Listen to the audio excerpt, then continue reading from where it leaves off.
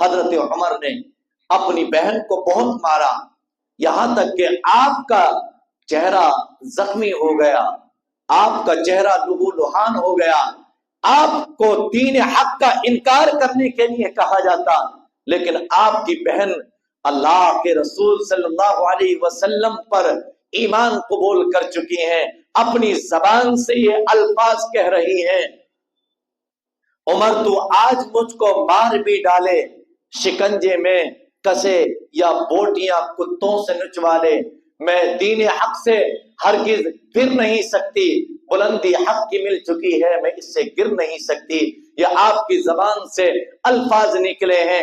حضرت عمر رضی اللہ تعالی عنہ کچھ مسکرائے اور مسکرانے کے بعد کہا کہ بہن، جس کتاب کو تو پڑھ رہی تھی اس کتاب کو ذرا مجھے دکھا دے کہ وہ کون سی کتاب ہے، میں اسے دیکھنا چاہتا ہوں۔ حضرت عمر ابن خطاب رضی اللہ عنہ کی زبان سے یہ الفاظ نکلے۔ حضرت خباب بن عرط رضی اللہ عنہ جو کونے میں چھپ گئے تھے، جب حضرت عمر کے اس رویے کو دیکھا فوراً باہر نکل آئے اور قرآن کا وہ حصہ جو اللہ تبارک و تعالیٰ کی کتاب کا حصہ حضرت خباب بن عرط کے پاس ہے اسے دینے لگے۔ بہن نے انکار کر دیا۔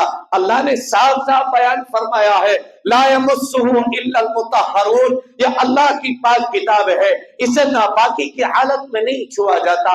بہن سے معلوم کیا کہ اے فاطمہ، اسے چھونے کے لیے مجھے کرنا کیا ہے؟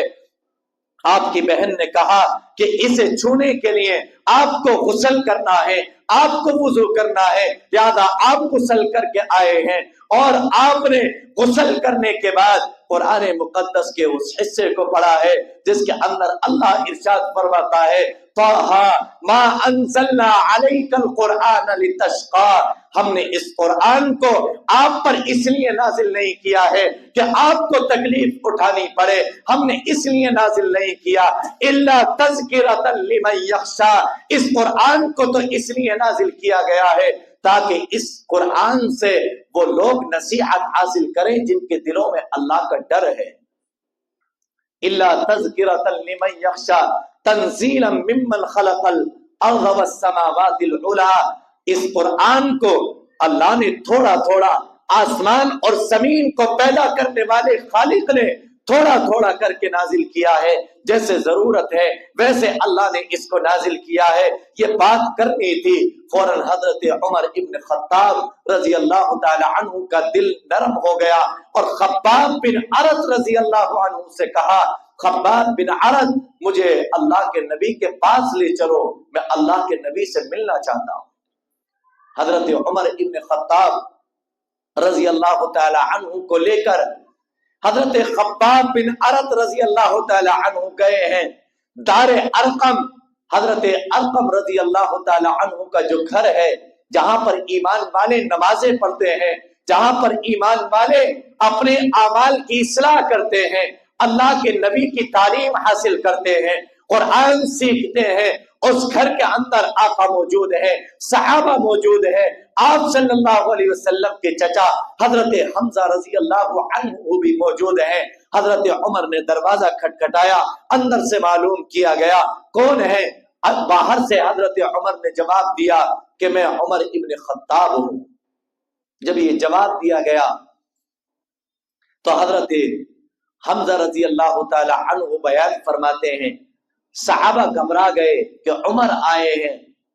اللہ کے نبی صلی اللہ علیہ وسلم کے جو صحابہ موجود ہیں ان سب کو تسلی دیتے ہوئے اللہ کے نبی صلی اللہ علیہ وسلم نے فرمایا کہ اگر عمر بھلائی کا اور خیر کا ارادہ لے کر آیا ہے تو اس کے ساتھ خیر کا معاملہ کیا جائے گا، اگر بدی کا ارادہ لے کر آیا ہے، برائی کا ارادہ لے کر آیا ہے تو اسے بھی برا بدلہ دیا جائے گا اور اس کی تلوار سے اسے ہی قتل کیا جائے گا۔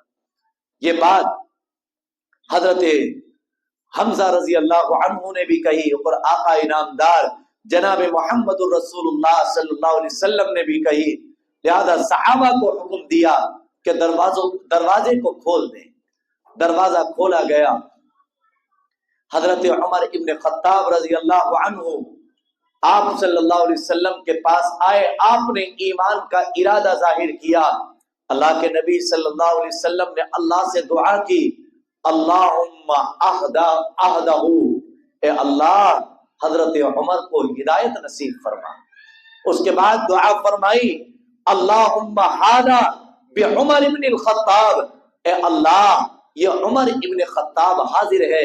اور پھر دعا فرمائی، اللہم اعز الدین بعمر الخطاب، اے اللہ حضرت عمر رضی اللہ عنہ کے ذریعے دین اسلام کو عزت عطا فرما۔ حضرت عمر نے اسلام قبول کیا، اللہ کے نبی صلی اللہ علیہ وسلم پر وحدانیت کا اقرار کیا۔ آپ کا ایمان قبول کرنا ہے۔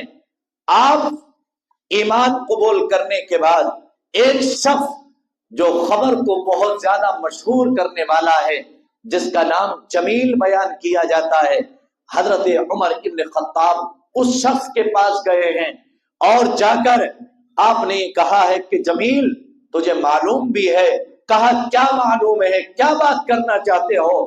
کہا بات یہ کرنا چاہتا ہوں کہ عمر نے اسلام قبول کر لیا ہے۔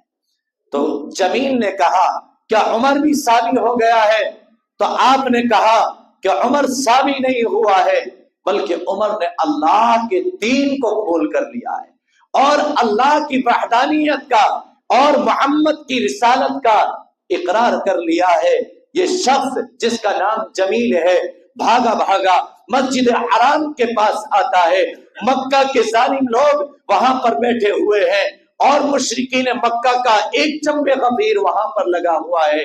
ان سے جا کر کہتا ہے لوگوں تمہیں معلوم بھی ہے کہ عمر نے اسلام قبول کر لیا ہے، عمر اسلام کے اندر داخل ہو گیا، عمر ثابت ہو گیا ہے۔ پیچھے سے حضرت عمر آئے اور آ کر کہا ہاں جمیل سچ کہتا ہے، عمر ثابت تو نہیں ہوا لیکن عمر نے اسلام کو قبول کر لیا ہے۔ آپ کا اسلام قبول کرنا تھا۔ اسی دن سے آپ نے یہ فیصلہ کیا، اللہ کے نبی سے کہا کہ اللہ کے نبی جب آپ حق پر ہیں، اللہ نے آپ کو رسول بنا کر بھیجا ہے، آپ کا دین سچا ہے، آپ کی کتاب سچی ہے، آپ سچے ہیں، آپ چھپ کر نمازیں کیوں پڑھتے ہیں؟ آج سے عمر فاروق اس بات کا اعلان کرتا ہے کہ اب چھپ کر نماز نہیں پڑھی جائے گی۔ اور آپ نے حضرت عمر کا اسلام قبول کرنا، ایک شاعر نے آپ کے ایمان قبول کرنے کے بعد جب آپ نے نماز کھل کر پڑھنے کا اعلان کیا، اس منظر کو شاعر یوں بیان فرماتا ہے، نہ چھپ کر اذانیں نہ ہوں گی نمازیں، ابو جہل کی بند ہوں گی ساری دکانیں۔ آپ کا ایمان قبول کرنا ہے۔ آپ صلی اللہ علیہ وسلم نے اس اعلان کو سنا تو سننے کے بعد آپ کی زبان مبارک سے بے ساختہ نکلا، اے عمر تو صرف عمر نہیں ہے بلکہ تو فاروق اعظم ہے، تو نے تو حق اور باطل کے درمیان ایسا فرق کر دیا ہے کہ آج سے باطل الگ ہو گیا، حق الگ ہو گیا۔ آج سے لوگوں نے پہچان لیا حق کیا ہے اور باطل کیا ہے۔ یہ آپ کی زبان سے نکلنا تھا۔ اسی دن سے آپ کو عمر فاروق نہیں بلکہ فاروق اعظم کہا جاتا تھا۔ یہ آپ کی مختصر سی داستان تھی، اسی وجہ سے آپ کا مقام اتنا بلند ہے۔ اسی وجہ سے شاعر کہتا ہے مرد جلال مرد ہنر بھیجنا پڑا، مرد جلال مرد ہنر بھیجنا پڑا، فولاد سے بھی بڑھ کے بشر بھیجنا پڑا، بڑھنے لگا تھا زور جہالت کی فوج کا، روئے زمین پہ رب کو عمر بھیجنا پڑا۔ یہ مقام حضرت عمر کا تھا، حضرت عمر کا اسلام قبول کرنا تھا۔ اب اسلام قبول کرنے والوں کی جو لائنیں لگی ہیں اور ایک بڑی جماعت ایک دم جو تیار ہوئی ہے، اس کی مثال بیان نہیں کی جا سکتی ہے۔ یہ مختصر سا واقعہ حضرت عمر ابن خطاب رضی اللہ تعالی عنہ کے ایمان قبول کرنے کا ہے۔